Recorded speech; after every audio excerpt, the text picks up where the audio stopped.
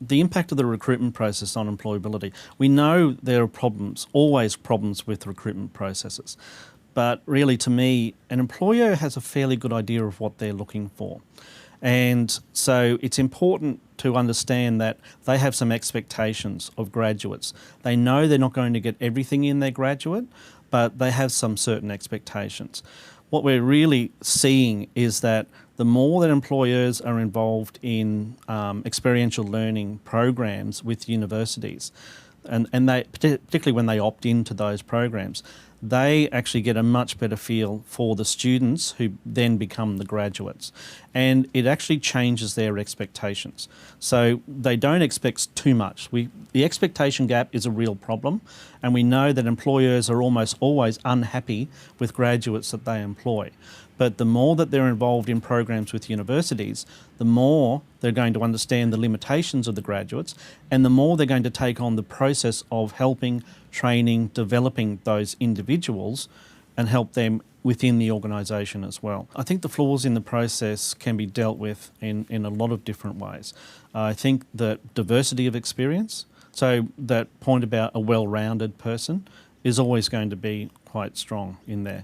We know that the results that they get in university help, but we really are looking at the opportunities that an individual has taken up in their short life to date.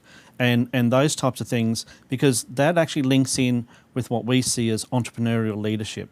Proactivity, taking risks, seeing opportunities and seizing opportunities, these kinds of things, and they don't have to be big things. You don't have to run your own IT company from the age of 15, but it's how you look at opportunities and you do something about them when they arrive.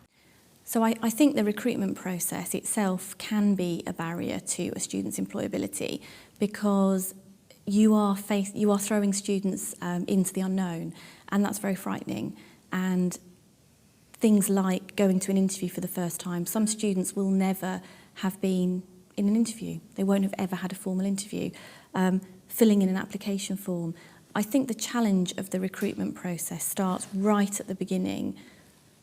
What do I have in my armour of experience that is of relevance, and how do I articulate that to an employer? How do I show them that I know what they need, that I've got what they need, and that I can demonstrate where that competence has come from?